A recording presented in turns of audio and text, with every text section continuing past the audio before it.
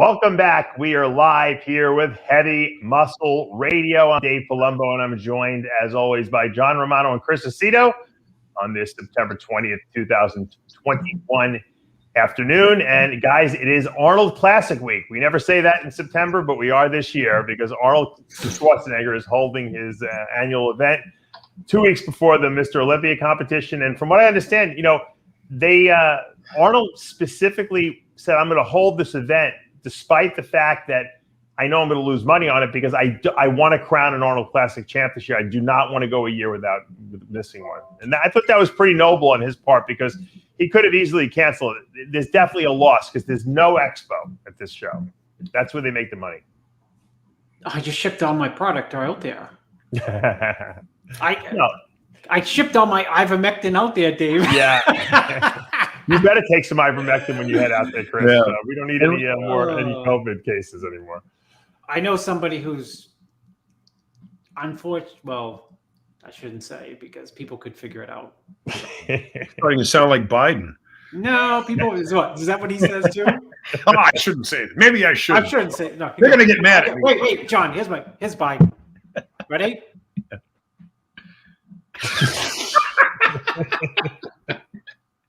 Isn't it? It's a little bit of an embarrassment as Americans to have a president who falls asleep while he's giving a speech, right? Who is it? The guy? Who was he sitting there with? The guy from the Czech Republic or France? He was with Tim Apple, as Trump called Tim. Tim is Chris. I didn't ask. The executive of called Tim Cook Tim Apple. Well, Tim Apple. Well, yeah. I did an episode of Ask Dave once. I was so tired that I fell asleep while Sid was asking me the questions.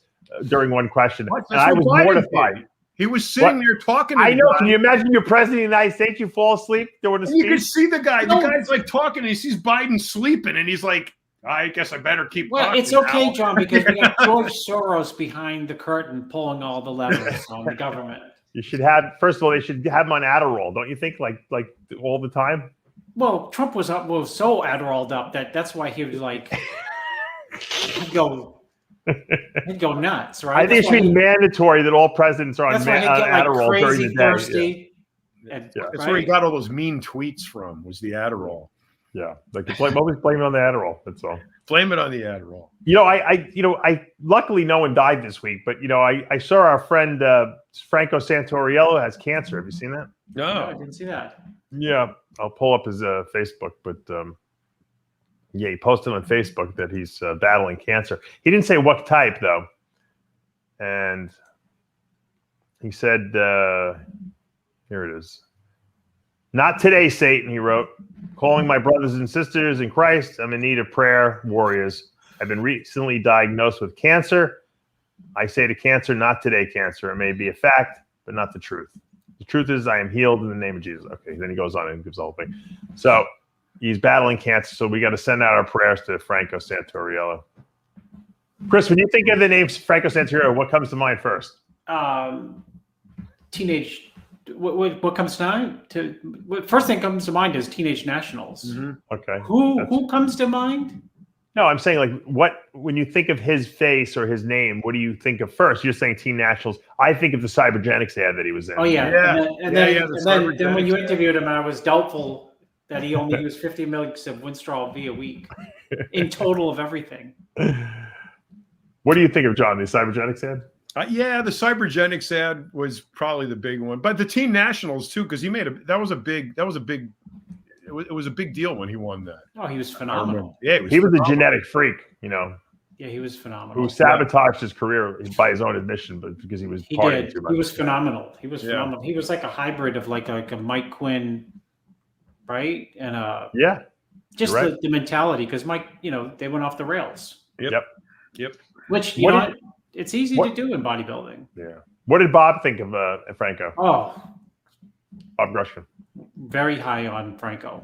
Oh, he was. Okay. Oh yeah, I thought he was phenomenal. I think he thought he was arrogant. Yeah, he's a little arrogant. He's got a little arrogant prick. But. I think it was the drugs, though, too. Like he said, he would stop training. He wouldn't even work out, and then he would pull a Levroni and train for 8 weeks before the show, and he would it would all come back.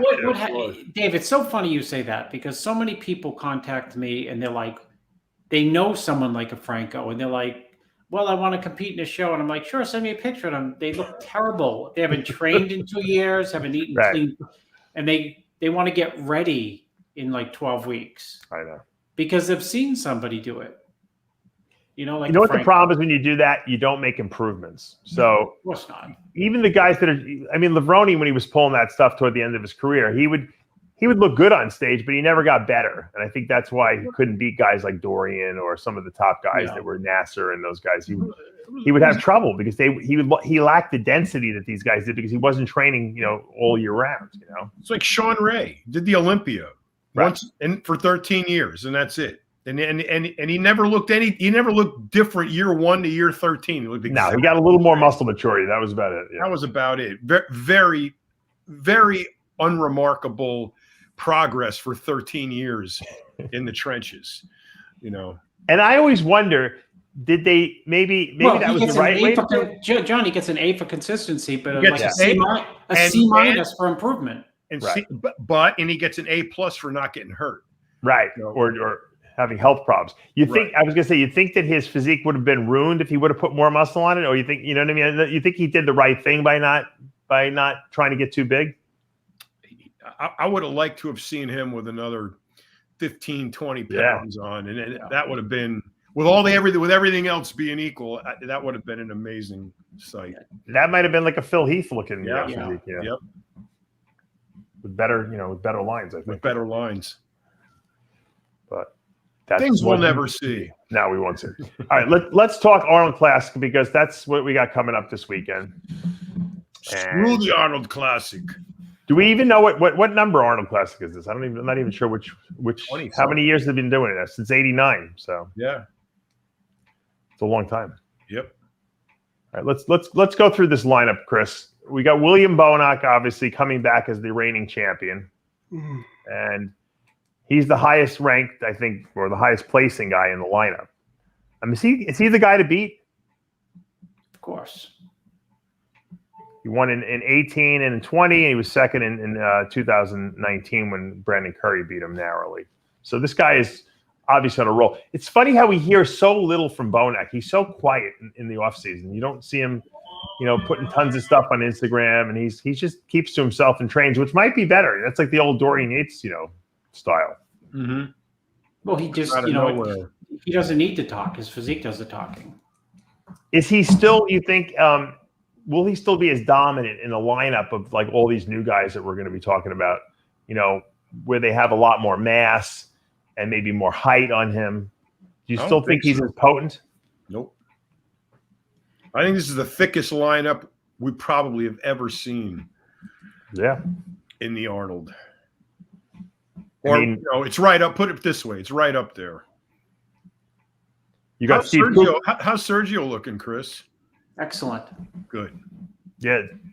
I saw a picture of Sergio next to Ramy. Did you see that picture? No. Let me see if I can pull it up. He made Ramy look small. I don't know if it was just the angle he pulled on Ramy, but did you see? I don't know. Did he have it on his Instagram? Let me see. Hold on. What do you think his chances are, Chris, against everything else you see? I think there's a few people who can win, and it depends on how the other people come in, you know. Right. I mean, he certainly improved since last year, and last year was a tremendous Arnold for him. Yeah.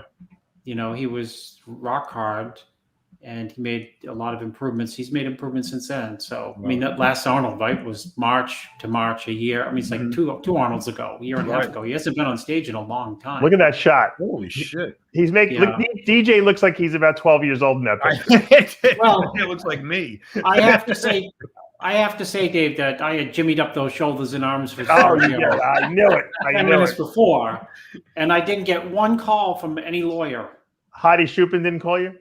No, Hadi wants to sue. We're gonna have to talk about that.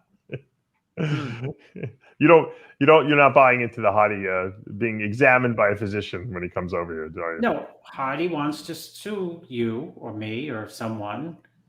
And I don't know if we're going to be sued in an Iranian court or an American court. I'm just glad for once it's not me. Yeah, you were. Unfortunately, you weren't on the show, but I'm sure you'll say something that will drag you into this. Nah, not me, man. I'm all for jimmying things up. And John, I made the point. We'll come back to sir. Well, I made the point that someone made the point that his shoulders looked jimmied. Whose? And Hardy now wants to sue Dave. And I said, well, maybe we should tell Hardy that there's a little bit of a difference between Iran and the United States. I can say the president of the United States, Joe Biden, is like a puppet for, the radical socialist democratic left, and that he's not even running the country. Or I can say that Trump was banging prostitutes in the White House, the same one who he was banging before he became president. And people are fine with it. Nobody's going to come sue me. It's not illegal to say. But I guess when you point out some competitor in a bodybuilding contest has suspicious delts, you're opening yourself up for libel. So I just said, well, if that's the case, let me ask you, we know he's not natural, unless he's claiming natural. And we can make the assumption, and I'll make the definitive declaration that he's on more than 3 anabolics. And those have to, look at that left delt. Yeah. And those anabolics have to go somewhere. Right. So that probably some of them are put in the delt, which makes them look suspicious. Jimmied is a Cormier invented word for something's in them, something. Right. So this phony idea like that he's sending Dave a message like, we'll examine them like they're an implant, like someone said they're an implant, is ridiculous. Right. We're not saying that. Isn't it amazing in a sport, quote, sport, it's really a pageant, that its main focus in the public view, not in the gym, but its main focus is being judged. So you're up there in your banana hammock and for the whole world to see, and you're there to be judged. So if one of the people, a reigning expert, noted, okay, Chris, says something to the effect of, my opinion, you were giving your opinion, you weren't saying fact, is whether you said it was your opinion or not, you're saying that, those shoulders look jimmied up. Where is the damage? Where is the assault? Where is the affront? John, the funny thing is, it's the elephant in the room. Right. Meaning, do you think like I am unique and the only person who said, let me put on my jimmied up glasses? Those delts look suspicious. And everyone said, you know what? Chris Aceto was the first person ever to say those delts look suspicious. You know, it's like, come on. Early in his career, Dexter had jimmy calves. Yeah, we all know that. You can find them. How many guys have admitted? Flex Wheeler, Jay have admitted to putting stuff in their arms or in their delts. Everyone did it. I did it. Look, the bottom line is it was a common thing. Some people do a good job of it. Some people don't do such a good job. Sometimes the job gets a little overzealous, and so it's our job as commentators, just as if we would critique the fact that they need to bring their back up a little bit. If something looks weird, we point it out. That's what we do. I mean, come on. People take it over. Then no one wants to talk. I'm not going to interview with him because he said that I shouldn't have got an invite to the Olympics. John, the greatest, and I won't say who. Dave knows exactly who it is when I said, geez, this was early on. So-and-so's arms look jimmied, and the guy went nuts, pro. Yeah. I don't jimmy. Dave said, off the record, that pump and pose that I sell, I sent him some.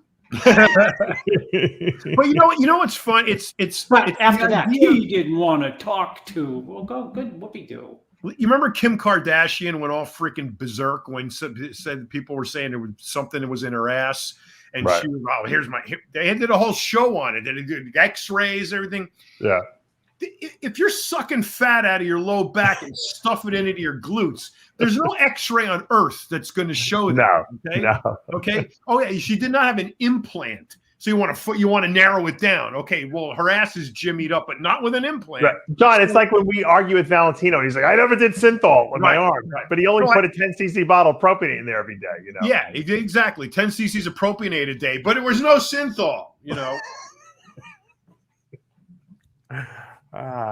So, but my point being, to Chris's point, there's something. Jimmied up doesn't mean there's an implant. It's not specific. It means that, like he said, it looks suspicious. To my trained eye, it looks suspicious. Yeah. And this is a free country. You're here to be judged. I'm telling you, your belt delts look suspicious. Well, that's why I wanted to know where the lawsuit would be, John. Right, exactly. I have to go to Tehran. Public. I'm sure Valerie can tell us this, John. But public figures are open to scrutiny, right? There's no.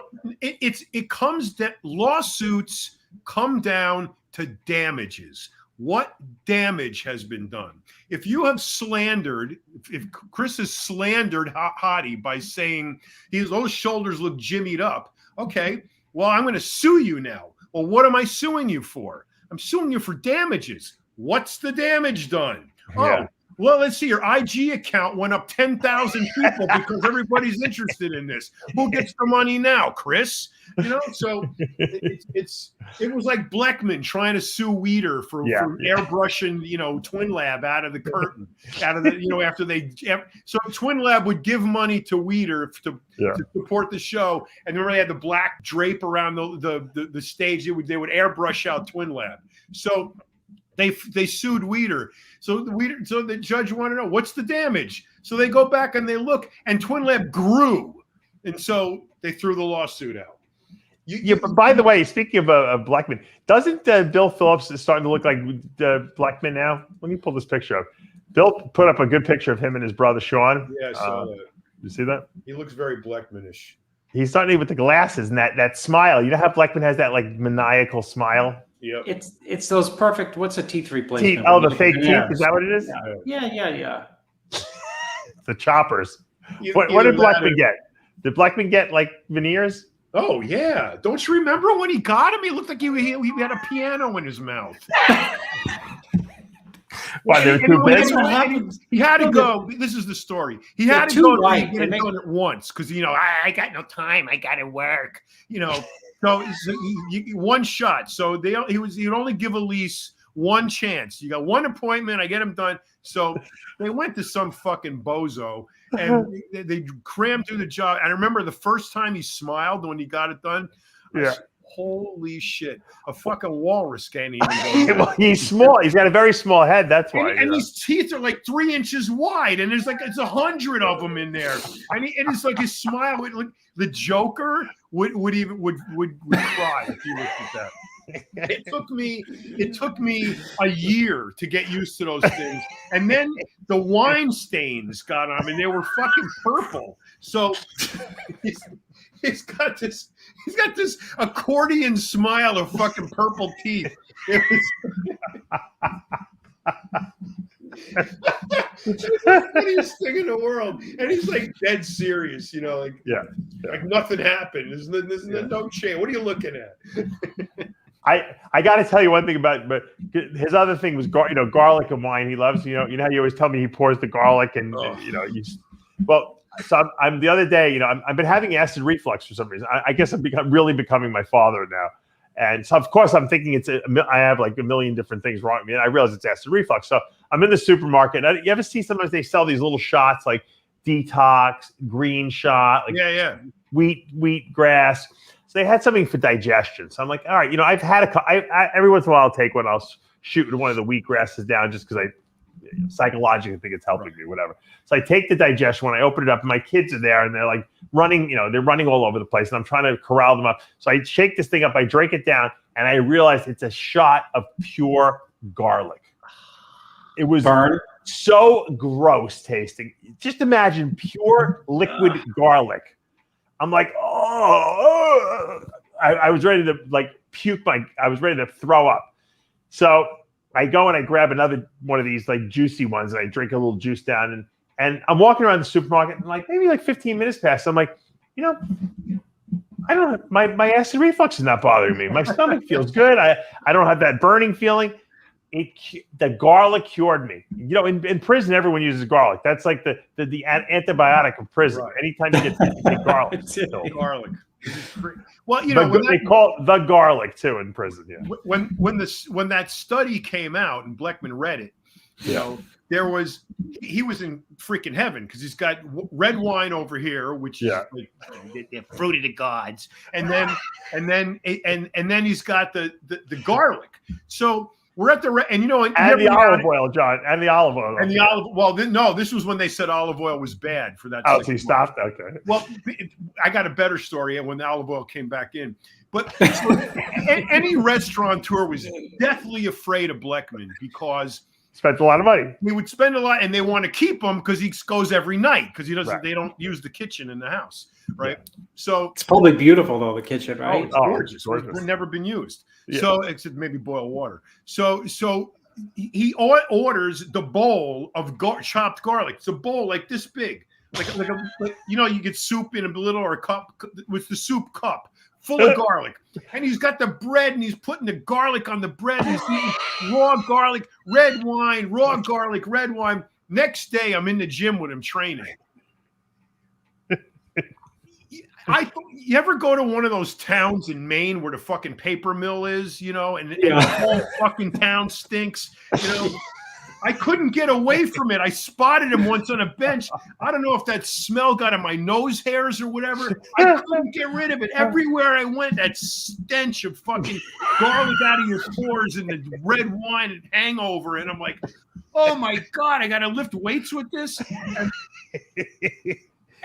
And then it was for like 6 months. It was like every until time they he changed went the out. study. Yeah, until the study was different. Until the next study came out. So when the olive oil came back in, you got to go to the Greek restaurant right by the office. You ever go to that one? Yeah. It's either the Chinese or the Greek. If you turn left or turn right. So the Greek place. This is when olive oil came back. So the guy's got a bottle of olive oil, a Bleckman bottle of olive oil up on top of the broiler behind the thing, and he brings it to the table, and then Bleckman just pours it all over everything. Little did I know, the cook is pouring it all over everything too. Oh no. And I'm saying to myself, why is it that after I eat here, I am deathly ill for the rest of the fucking day? Your gallbladder probably was in overdrive. Gallbladder can't produce enough freaking bile or whatever until to digest the oil. Yeah. So whatever new thing is in vogue, Bleckman's got to like overdo it, and the restaurant owners are like, more olive oil, more garlic, more bread. Remember the bread when he read the study that the antioxidants are around the crust? So he goes to this Italian restaurant and he gets the bread, and the guy keeps bringing him loaves of bread, and him and Elise are just tearing the crust off, and they get the whole ball they send back, and the guy's pulling his hair out. I had to waste the whole thing of bread. No, what his thing was, because he was anti-carb, even though he pretended he wasn't. So what he would do is when he would go out to eat, like maybe once or twice a week, he'd have bread, and he'd say, I need serotonin. I need the serotonin. Right, Sarah. But he would only eat the crust. I didn't know when he was only eating the crust. No. There was a study that showed that the antioxidants are under the crust. So the serotonin and the antioxidants. So the poor guy that owns the restaurant, he's throwing out these balls of bread because it was like the whole mini loaf, like this big. And they would Steve spends a lot of money in these restaurants, so I'm sure they didn't mind. Yeah, they would do anything for him. It was so ridiculous. It was definitely fun going out to dinner with him. That's for sure. Well, minus the shoulder rub. Minus the shoulder rub. All right, let's get back to the Arnold Classic for a second. This is Bill Phillips. Hold on. Let's do it with him for a second. All right. So we got obviously William Bonoch, who's the defending champion. Yeah, we have to consider him obviously one of the favorites for sure. But then we got, we have a whole crop. We got Sergio, obviously. We got Kukla, who needs a qualification here, and the only way he's going to get that is a win. Ian Valliere coming up with 2 wins. Obviously, Nick Walker, who's one of the hottest, young guys, and of course Akeem Williams, who's top 6 at the Olympia last year. Sure. I mean, this is a lineup, and then you got some wild cards in there, obviously, as well. Hassan Mustafa, if he pulls it all together, obviously one of the biggest guys in the lineup. Justin Rodriguez, who was very impressive all year round. I mean, Chris, how do you handicap this lineup? I mean, like I said, you have to kind of give the nod to Bonoch, but do you? Yeah, I mean, it seems like if you don't put him as a strong favorite, you're just taking all his incredible accomplishments of the past and like pretending that they didn't happen. The guy was fifth in the Olympia last year. He was in the running for that show. The way they moved people around is with like musical chairs. He looked phenomenal last year, is what I'm saying. When he won last year's Arnold, he looked good, not his best. But he's, for the last 5 years, he's been a quasi-dominant figure in the sport when it comes down to density, muscularity, shots like a most muscular, side chest, side tricep, back lat spread, back double. He's brutal. Yeah. He's one of the densest guys, that's been around the sport for the last 5 or 6 years. And to pretend that he's not like the heavy favorite, plus he's got experience, meaning we've never seen him off, ever. No. There's not been one show where we've said, oh, holding water in the back, oh, glutes weren't peeled, oh, pecs weren't striated, always on the money. Always. So, and he's older, which means he's probably has a level of maturity and experience getting ready for these shows that, I'm sure he does not worry about pressure. Yeah. Whereas some people, who, there's an expectation they're going to look one way, and it's sometimes it's you face that pressure the last couple of weeks, and it affects you. Do people get enamored with like the new guy? I mean, you can't deny that like the excitement of a Nick Walker, of an Ian Valliere in this lineup, Vakeem Williams. You want to almost, it's like they're the new guys. They've been dominant. But we really haven't seen these guys this year next to a guy of Bonach's caliber in terms of his, the maturity of his muscle, the density, the conditioning he brings to the stage. Are we like fantasizing about the fact that these guys could beat Bonoch, or is it you think this year is this a legitimate possibility? I think that William Bonoch is at a different overall level still. Ian Valliere's great. Nick Walker's great. Bonoch at times has been able to stand next to a tremendous Phil, not a last year Phil. You know what I mean? At his best, at his very best. Yeah. Bonoch has been able to stand right next to Phil and hang with him, shot side chest, most muscular, back double. And, I don't think these other guys are at that level. John, they're really good, but, Dave, you've seen Bonoch. You've interviewed him backstage and have him walk by you, and you do this. He's a lot bigger than I thought. Yeah. Meaning the legs are, his legs are down like the last couple of years, but in the past they've been crazy when you walk by him. But John, we've gone to Olympias where we're like, oh, it's going to be a shakeup this year, and then the first call out comes and they call out the same three guys who were first, second, third the year before that, and we're like, everyone's kind of disappointed. But then you see the other guys next to them, and you're like, they just don't look as good next to these guys as they did, when they were, beating all the other guys earlier in the year. Right. Well, I think then the pickings were slimmer. I think this year the lineup, considering the guys that could do damage in there, is more than just one or two. It's true. The top 10 are pretty lethal. So, as good as Bonoch is, and as consistent as he is, I mean, Hakeem Williams could stroll in there and shake things up. I mean, you could list. Chris could pick 5 guys out of that lineup. Kuklo could be a wild card here too. Nick Walker, Kuklo, Sergio. I mean, there's 5 guys off the top of your head easily that could just rock the boat here.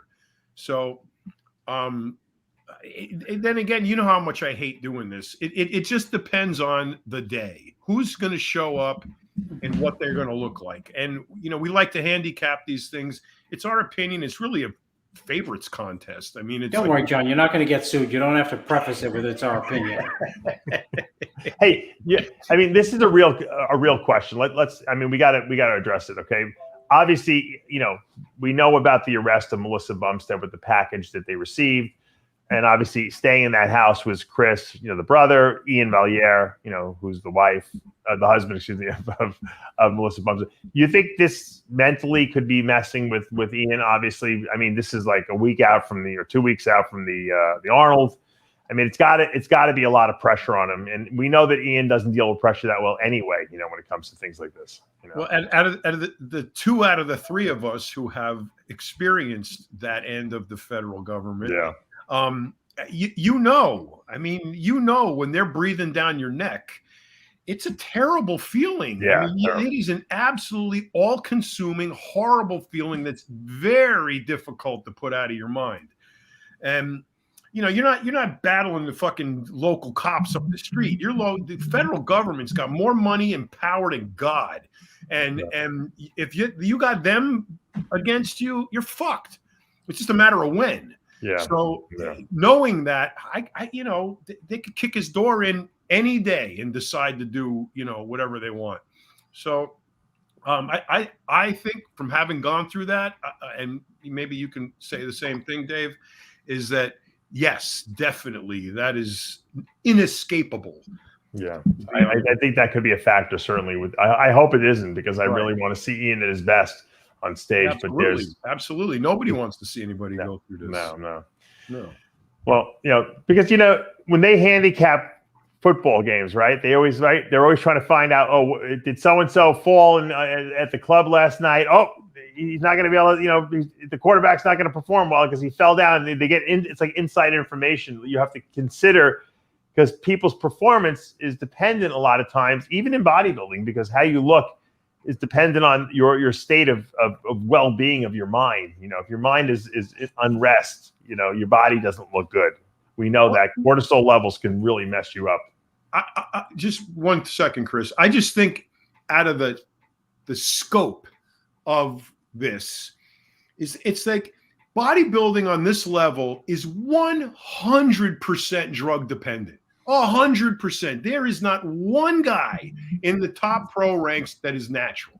We all know that. Okay. So every single one of those guys is breaking the laws to compete. So here we are. Somebody got caught. Everybody wants to turn their back on them. Okay. What are you kidding me? Those people are necessary for this sport to go on. We need drug dealers. We need drug underground labs. We need all that shit. You need the infrastructure, John. You need the infrastructure. Exactly. Exactly, Chris. Who are we going to get these drugs from? People like them don't bring them in. Well, John, how come you can go buy marijuana now in a fucking bakery, but we can't go buy steroids in a pharmacy? But bodybuilding is not dependent on marijuana. Bodybuilding is 100% dependent on drugs. We need to have a fucking steroid, leniency law here. Somebody's got to do it. Somebody's got to bring them in. Somebody's got to turn the powder into oil. Somebody's got to do it. Otherwise, we're going to have a shit show on our hands. So I think vilifying these people is absolutely insane. Yeah, it's like vilifying the well driller for drilling the oil when you got to put it in gas in your car. No, I know. I wish them the best. I hope they get through. Hopefully, they were smart enough to call Rick Collins, because I hope Rick is on the case, because if they're listening, I would call Rick Collins immediately, because he's it's all about quantification, and a lot of this stuff is probably their personal use, even if And personal use is a lot different than intent to sell. You know that, John. So there are 2 people in this industry who are absolutely invaluable: Rick Collins and Ron Norman. Those two guys will save you or wave goodbye to you, because so few bodybuilders pay attention to their taxes, and they end up in trouble. That's where Ron comes in. And if you're going to end up in trouble buying juice, that's Rick's job, and he's Yep. the best in the business. Yeah, And that's true. those two specifically, the other side, when they see that you have them, okay, what do you guys want? Let's make a deal, because they know fighting them is futile. Right. So you want the best chance of survival in this biz. You get the best bodybuilding accountant, and you get the best drug lawyer, and you're fine. It's the truth. It's the truth. There's like all the people in Hollywood when they get divorced, who do they call? What's that woman? Gloria Allred, right? Allred, yep. They all use her. There's a reason they all use her, right? Because she gets some good deals. It's not so much how good she is on your case. It's about how afraid the other side is of her that they'll just say, okay, what do you want? We'll deal. We'll make a deal. And that's exactly what happens with Rick or Ron. They walk in, they see his name, they say, okay, what do you want? You know, Well, and they don't want to argue. We both know. Look. Unfortunately, I know very well. Milos got the best deal of all time from Rick. Rick got him unsupervised probation. That was the great. I never even heard of a final verdict like that, but that was the greatest. Rick got you fucking HRT in prison. Yeah, that's true. Yeah, come on, who gets that? Actually, Mauro Di Pasquale got that for me, but yeah, that Rick was spearheaded that whole thing. Yeah. Oh yeah. All right, let's. People are asking me how I think Nick Walker will do, and it would be very hard for me to go on and say I think he's going to win with Bonoch in this lineup, but I think that Nick Walker has a legitimate top 3 shot. I think we're going to see him in the top 3. I think he's got a lot of momentum. I think he brings a tremendous amount of muscle maturity to the stage. I think he brings conditioning. He's consistent. The last couple times we've seen him out there, he's got a lot of mass. He's got a lot of popularity, and that doesn't hurt either. I think we're going to see him in the top 3. What do you think, Chris? I think, like a dark horse in the show, there's many dark horses, is Kuklo. And I think he compares well to Kuklo with actually better condition. Meaning they both have good physiques. They don't have great flow, but you don't need great flow. You play your strengths. They're both big guys, wide. Kuklo's wide, Nick's wide. They both on a good day have the ability to beat lots and lots of good people. I just think that when it comes down to muscle maturity, that Nick Walker, who's extremely young, compares very well with Kuklo. And Kuklo's taken him years to improve his physique to get to the level where he's at now, which is a different version of himself. He's got more mass than he's had in the past. He's got a lot more muscle maturity. So the amazing part is looping in Nick Walker, who's much younger, with a probably more mature looking muscularity, with Steve Kuklo, who many also think can, place extremely high. Yeah, I mean, Steve's got a little more height on him and a little more width on him probably, but I mean, Nick is like a tank. And he's got this tiny waist for the giant guy too, He's got the big J delts, and so crazy delts. And youth never hurts. Youth only helps. We know that. And that's important. People don't, he's got that young look to his physique. He's got good skin. You remember when Ramy first came on the scene?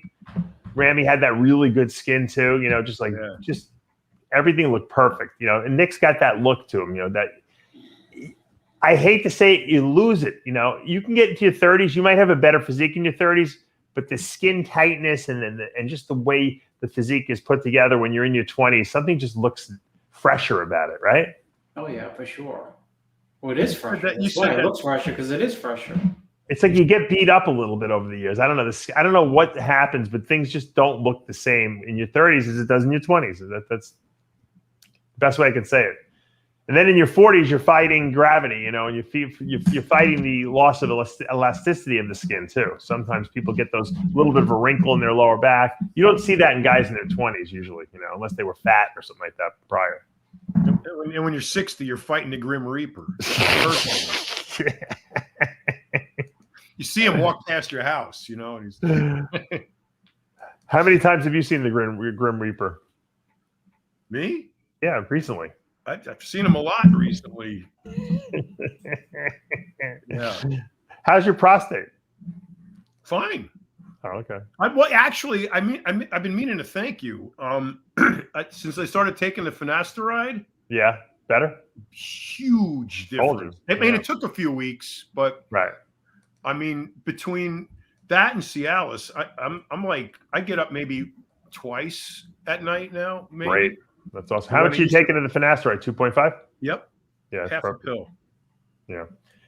Look at look at this picture. You look at this picture of Akeem Williams, you say to yourself, well, you know, he was 6th place at the Olympia last year. Maybe we're not talking enough about Akeem Williams. I mean, he's got some freak factor going on there. Insane looking, man. Talk about muscle maturity. He's really got a lot of muscle maturity over the last 2 years because his body had a lot of non-maturity to it, and I thought he lacked detail. And then last year or two, something happened, and his physique started to change a lot. You know what's really notable, because I'm a calf guy. When your legs are that freaking huge, so many times it dwarfs your calves, and even if they're well-developed calves, they look small. Yeah. Especially in this shot, you can see he's got calves. Yeah, he's got calves for days, but to stand up to those quads, I mean, that's a very, very complete look right there. Yeah, and he's got a lot of leg mass, and you know what, Dave, these shows, people don't understand. That's what happens when you squat 800 pounds and when you bent over row, 500 for reps. You get a massive looking, monstrous physique like that. And it just, what happened is it took his physique a few years to catch up to all that weight he was doing. And I knew it would eventually. And now you can see the results of the fruits of his labor, so to speak, of all that time he put in lifting heavy. Now you see the results of it. And I think that you can't duplicate that without the work he put in. I mean, it was like Ronnie Coleman. You can't make a Ronnie Coleman physique without lifting the weights that Ronnie Coleman lifted. Sorry, it's not going to happen. Yep. Even guys like Johnny Jackson, remember? I mean, you get guys who are, except he's a Johnny Jackson with legs. With legs. Chris, how does Akeem place in this lineup? Can he be first or second?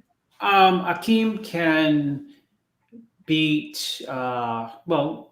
He could be first or second. Yes, he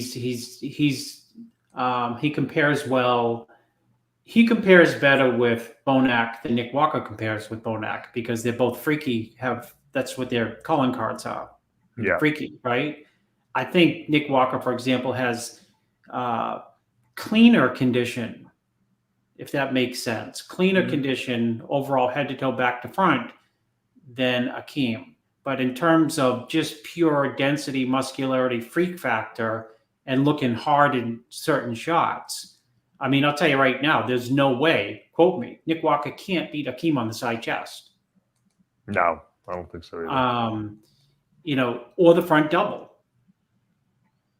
So there's a couple shots, probably not the most muscular. I guess the point I'm making is Akeem's more freaky than the other guys we just talked about.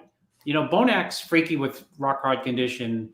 Akeem, condition is the last 2.5 years has really improved. And whereas before you were looking at a ball of mass that when he hit the shots, you saw all the condition, it's pretty much there all the time now. So, I mean, he can stand well with the heavy favorite, Bonoch, because they're both freaky. Yeah, I agree. And I think that, I know you try to play coy on this one, but I think we'd be really missing the boat if we didn't really consider Sergio as a legitimate. I'm not coy at all. I think Sergio looks unbelievable. It looks like his dad there, right? Yep. I mean, you can't go by dumb pictures, but just the idea that him standing next to Ramy there, I mean, it shows you two things: that he's wide as hell, which people forget, and he's tall as hell. Mm-hmm. Yeah. And he's filled out that, I mean, he's filled out his physique enough. I think that I keep saying that the height, which should be a detriment, in a lineup oftentimes, right? Oh, that's the tallest guy in the lineup. It may help him, or it will help him. His arms definitely are looking a lot more like his dad's. They're recently, insane. right? Shoulders and arms are insane. And they don't look jimmied up to me at all because he's got real forearms too. You can tell, right? Well, he'd probably be the first to tell you if they're jimmied up. Yeah. He'd say, "Yeah, I jimmy him, and I heard Ronnie did." So, he's so honest. Ronnie did. He told me, "Look, here's the text." I love that Victory line of clothing too. I really do. He's got some really cool stuff. Yeah, but so he should be selling clothing. He should be bodybuilding. I think he's missed his calling. He is selling clothing. I know he is, but I'm saying he should really be selling that. He should be in like the fashion. Oh, yeah. Look, it's a very difficult lineup. I don't even think I can give you a top 5 in order. That's how close I think a lot of these guys are. The only one you can really put in a separate category is Bonoch, only because of his experience and he's the reigning champ. Sergio is 5th place finisher from last year. So, he's a high-ranking guy in this lineup as well. So, and we just haven't seen him. That's all, because he hasn't competed. Well, nobody. Kukla was. Well, we just did see. We just saw Kukla. Right. Yeah, we saw everyone else. Now we saw all the top guys, and we were impressed by them. I'm glad they're doing the show, and they're probably only doing it because it's 2 weeks before the Olympia, and I'm sure a lot of these guys want to win a few bucks. Why not? Arnold's putting up the money. You might as well freaking take it home, and get to meet Arnold and get your picture up there. You're crazy. I still think Labrada should have done this show too. I know he's just mentally focused on the Olympia, but what would it have taken? The guy's in shape, right? Yeah, well, maybe he wants to do a Sean Ray. Protect the. It's good to protect. He's very meticulous on what he does, and I think he had this. No, it's as easy as this. If he doesn't do what quote is expected, it negates his win. Simple. That's why Sean never did the tour. Right, but if he wins the Arnold, imagine he wins the show. The momentum going into the Olympia is insane. Not right? winning the Arnold. Yeah. Bonoch's too much for him. That's a good. See how easy that is to contrast with Bonoch. Bonoch's way too freaky for him. Right. I think Bonoch's too freaky for. That's why I went back to all of a sudden praising Akeem, because when you think of Bonoch, you think of freak, and you're not going to get by a Bonoch because you're wider. Right. You know what I mean? You gotta beat him on freaky. That's why Phil would beat him. Right. Bonoch is like one of those remember those little muscle head dolls John used to sell? Yeah. He's just like that. It's like the muscle head dolls would be so freaky looking. It was like not 1 inch of the little statue they made where there was something where you could say, oh, he needs a little bit more hamstring or something like that. Right. But there's no gaps in Bonoch's physique at all. It's a matter of whether he comes in shape and full enough. That's really the only thing. But when does he not come in shape? That's sometimes he's been flat before. When Brandon beat him in what was it, 19? No, because you and I had Bonoch winning that show. Yeah, it was close. But I'm saying when when he came back to do the Olympia that year, the year that Brandon won, Bonoch was a little flat. If Bonoch had come in he had the Arnold Classic, he probably would have won that year. Yeah. He was very flat the year he got second. Yeah. All right. Well, I think it's going to be a good show. I'm excited. Let me let's take a look at another class here. Let's see. We got Classic Physique. I'm so upset that they got rid of 212. I don't know why they got rid of 212 at this show, but they had to squeeze in wellness. So yeah, they had to appropriate the money to wellness. There's nothing like a jimmied up ass to take prize money away from legit bodybuilders. Alex Cabernero is last year's champion, so you have to figure that he's probably the favorite. But you got Logan Franklin. You got one of my favorites. I know, Chris, you're big and high on him too. Brian Jones, who I think is a freak of freaks. You have Peter Mullener, who you're helping in this lineup. Courage Opara. Terrence Ruffin, of course, who placed second at the Olympia last year. He was second at the Arnold too last year as well. And Danny Unin, who we're all very high on. So this is a stacked classic lineup. Yeah. What do you got, Chris? I don't like this class. I you know, from what I've seen, I keep being the big cheerleader for Brian Jones. He's a freak. He's You know, by good. I just was so impressed with him at last year's Olympia, and I think that he was fourth or fifth, which is really a win because nobody, myself included, only crazy wacky fans would know who he was running into the Olympia. Like, he was never ever talked about to place anything in the Olympia. So for him to get fourth means, judges are human too. They had him fourth, and that's as high as he could go because they were like, who is this? It's like going out to look at 5 restaurants you want to eat out at, and you find like a fifth, a sixth. He looks like an open guy there, right? He doesn't look like a classic guy. He's like, he's big enough to be open. Doesn't impress you, you need to jimmy up your eyeballs. He's a freak. He's definitely a freak. Come on. He's got a lot of bells and whistles, Chris. And he's made a he's tremendous amount of improvements from last year. See, I would like to see this guy get all jimmied up and compete in the open. I think he can compete in the open at this size. That's why that's why I don't like this division. You're restricting people. Well, you could always move up, John. That's the great thing. That's why when you ask me about these, I don't even know any of these guys except for him, of course. But I don't pay attention to this division because I just don't like it. Well, I like it. John Hansen has in the open William Bonac first, Akeem Williams second, Nick Walker third, Sergio fourth, Ian fifth. That's his John Hansen's predictions. But I like Brian Jones. I don't know if he's going to win. I also like Logan Franklin. I think Logan Franklin is looking really, really impressive lately. What do you think his chances are, Chris, here? He's a tall guy like Brian Jones. I think Brian Jones is like, that's why I keep coming back to him. He's thicker than Logan. Logan's got a great classic physique, great condition, square shoulders, really appealing physique. But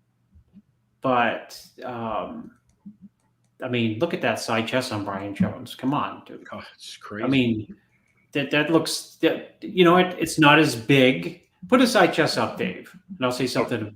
Brian Jones? Yeah. Hold on. Brian Jones's side chest in that picture, it's not as big as Kuklo's. It's not as big as Bonac's. It's not as big as Akeem's, but it looks better. Yeah, he's got some It's wow. crazy I'd like to see him next to some of these open guys just to see what he looks like. I mean, it looks like he's going to tip over. I'm not comparing him to Akeem beating Akeem and Bonac and Kuklo. I'm just saying the way it looks, and what that means is it looks like Arnold-esque / Cedric / Ferrigno.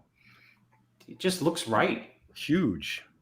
Yeah, it does. It looks right. Very well put. It looks right. I mean, that's a phenomenal shot right there. I mean, you could put someone next to him with bigger pecs, or a bigger hamstring drop, but it just everything flows and it looks really good. Yep. Let's talk about Danny Union, our good friend. What do you think about his chances here? I mean, this guy is never out of shape, ever. Never seen him out of shape. He's always getting better every single time out. Yeah, Danny Union is he's the epitome of being coming into shows balanced, good shape with no weaknesses. He's usually every show he competes at a little bit overlooked. Right? And why is that, Chris? Is it because he doesn't have the mass as some of these guys, but he's got crazy separation and conditioning. I think what happens is people get bamboozled with extremes and they forget what just really balanced looks like.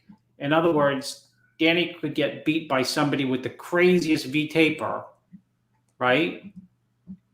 But the guy with the crazy V-taper also has some weaknesses. Danny doesn't have any weaknesses. Or Danny gets beat out by some guy with the crazy hamstrings and Christmas tree, small arms and, weak pecs. And you know what I mean? You get bamboozled by the highlights of someone's physique. Right. Rather than being appreciative of what really balance looks like. And, this division is about balance. So you would think that he'd place higher than he really does, or really, where he ends up placing. Let's talk about the freezer, Peter Mullener, who you're helping.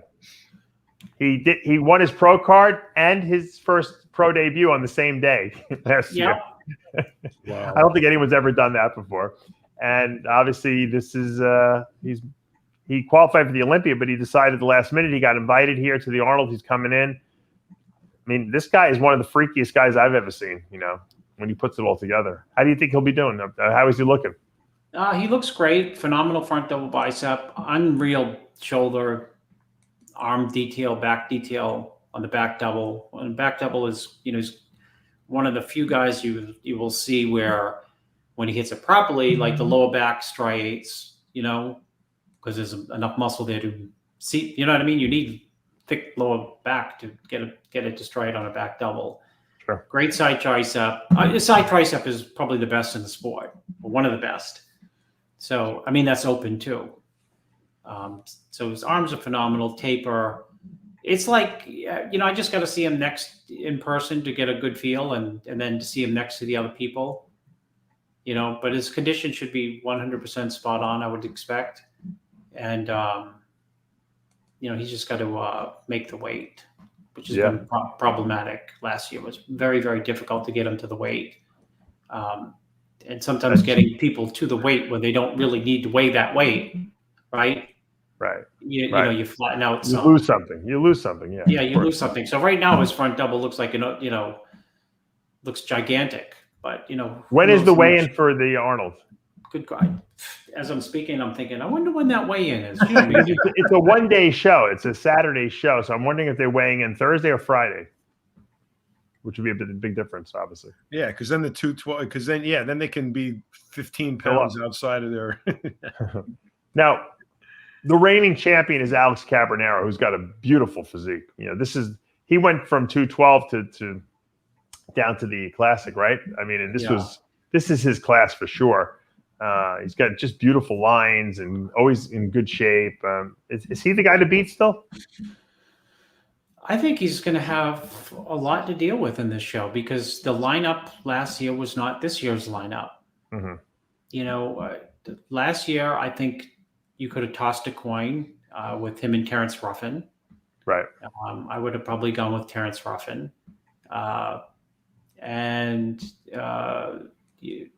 Third place there was who was third? Guy with the phenomenal. Anyways, so the competition, I think the level of competition this year is much different than it was last year. Last year, after the first two guys, a lot, the competitiveness didn't fall off the cliff, but it wasn't, I don't think, like what this lineup can look like. Right.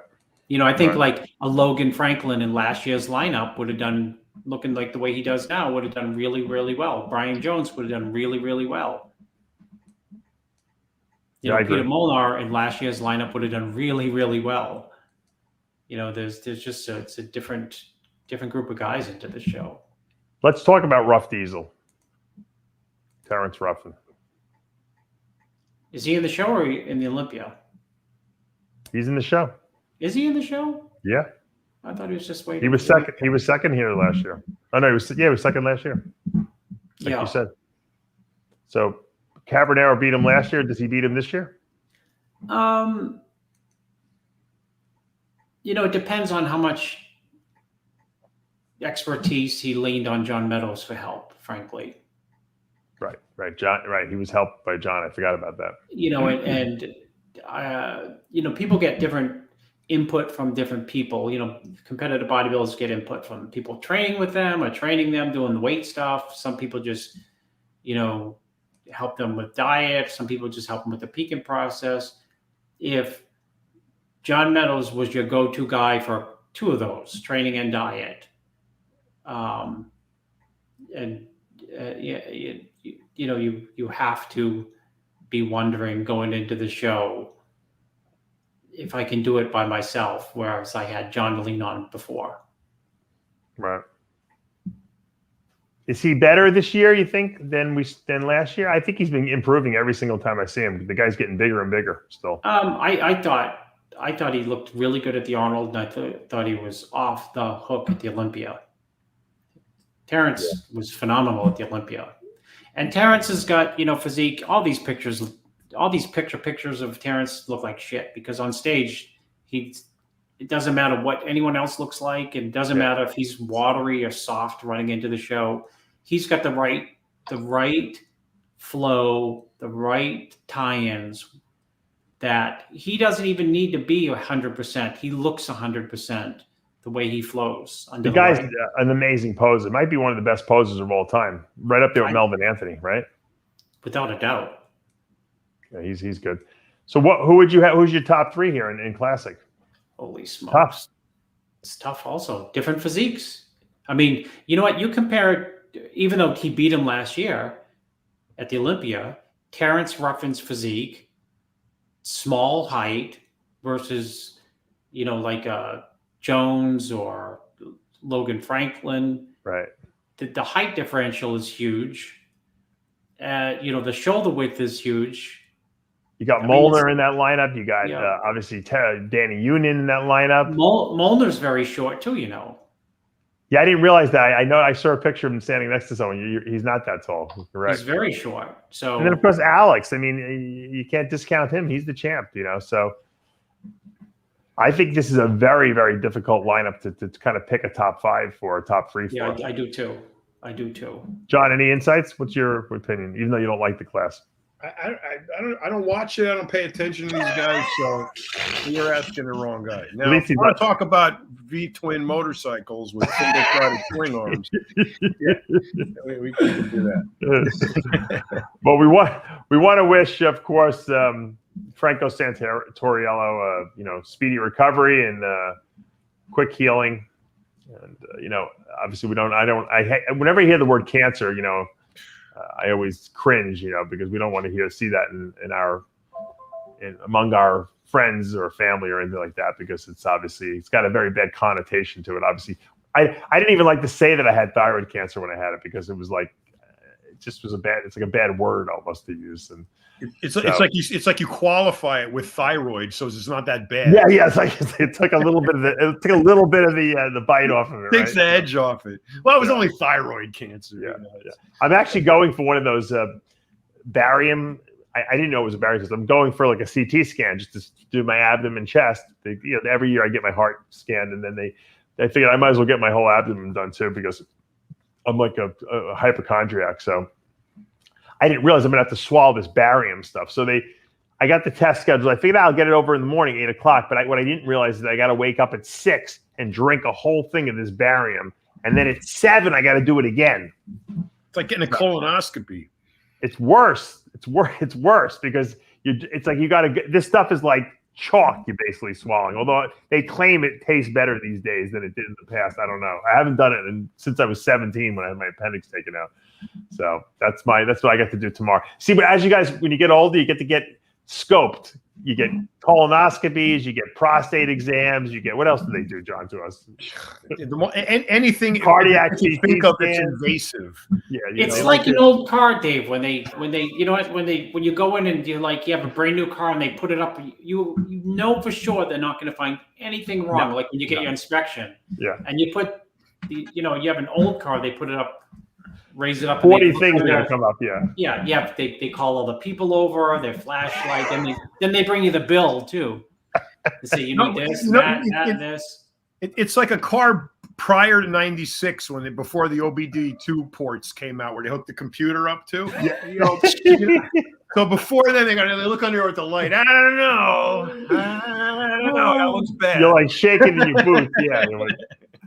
Yeah, you should. When I had my Pontiac, my Grand Prix, every time it went up on that lift, I was shaking like a leaf because I didn't have any money. I'm like, please. Yeah. Like going to the dentist. I used to be like, oh, until he does that final, they take the dentist will come in after they clean your teeth and with that pick, and he's like, all right, let me look. He's jamming it into your and I'm like, I don't want to I'm waiting to jump because I have a cavity. I'm like, this is let me scrape this over here. We got to keep an eye on this one. Mark down tooth 42A. He's got to get a filling there. Oh fuck! I thought I was getting away with it. That's what I feel like. Every time I go to the doctor, I feel like that. So another thing up. What I got thyroid cancer. I got it's like never ending when you get old. Now I know why my father was always complaining. You feel like helping when you're at the doctor? What? Do you feel like helping when you're at the doctor? Yeah, yeah, that's the problem. I know too much. I started asking too many questions. When I go to my primary care guy, I don't know why, but he doesn't. I feel like I'm the doctor and he's the patient. He's like, "What do you need?" I'm like, "I'm coming for my yearly physical. Aren't you supposed to tell me what I need? Do I have to get a colonoscopy? Maybe we should. You didn't get one yet. Maybe we should do it. This was last year." I'm asking him for a call. It's like he's wants it. But you asked for it. I didn't tell you how to get it. You wanted it. Now I'm afraid I got a cataract last year on one of my eyes. I don't want to go back to the eye doctor now and have him tell me it's got to come out. That's what happens when you get old. I think I must be heading for some catastrophic illness because there's nothing wrong with me. Your prostate. You got a prostate problem now. So I don't have any. You just had a hernia surgery. Well, that's old guy stuff. That's an injury. That's not. That's old guy stuff. Prostate. Look, if Chris has nothing. Chris survived cancer, so you can't discount him. But he doesn't. You don't have any problems, right? Dave, no, I just so. Dave, I think all the time I hear people like, "Oh, I'm sick. I'm like, knock on wood. I never, ever get Chris sick. is like Donald Trump, though. He doesn't waste any energy in the gym. He saves all his energy. Yeah. It's a one battery theory. Yes. Trump says he didn't believe in exercising because your body's like a battery and it only has so much energy. I think he's right. He's right. Right. Well, a lot of stupid stuff he says turns out to be right. I started working out the last 2 weeks in a real gym, and I come back. I feel like I got to lay on the couch and take a nap after I eat. I never felt like that when I wasn't working out. On a regular, in a real gym, which I was getting like crappy workouts at night. I was doing them. But who knows? You probably do have a limited amount of energy in your body. I don't know. All right, let's. All I know is when I was bodybuilding, I had to sleep 9 to 10 hours a night. Yeah. If I didn't get 10, I had to take a nap during the day. If I wanted to recover and grow well, I noticed that about myself. I know guys that get away with less, but I think the more you can sleep as a bodybuilder, the better you recover. Absolutely. It's so terrible, but it's so true. It is, but it is. That's why you can't. That's why people make fun of bodybuilders. Oh, they don't have jobs. You really can't have a job. That is your job. It's so ridiculous. It's true. You got to find a way to monetize it so that you can pay your bills. So that's the only problem. Chris knows this. Back in the day, you used to walk in Venice, and you used to trip over a sleeping bodybuilder everywhere you look, everywhere you went. There's on the grass, on the sand, off to the side, just everywhere you look, there was a sleeping bodybuilder. Well, the worst thing when you're bodybuilding, right, is to have to worry about am I going to be able to get enough sleep? Especially if you have a busy day, if you go into school, oh my god, I have stressed out. 10:20 to 10:40. I have 20 minutes. I can sleep in the car. I did that all the time, sleeping in the car. It was crazy. I used to sneak out when I worked in the hospital in med school, and I would go sleep in my car in the parking garage. I put on Howard Stern, and I would recline the seat. Don't mention his name anymore. I don't like Howard Stern. Him and Arnold, I'm pissed at. That's right. All right, let's wrap this up, guys. As we say every week, with Heavy Muscle Radio, the truth hurts. Truth hurts. All right. Hopefully, everyone has a great weekend at the Arnold Classic. Don't miss the live webcast. Check out the Arnold Classic website. You can see all the links for that. We are out.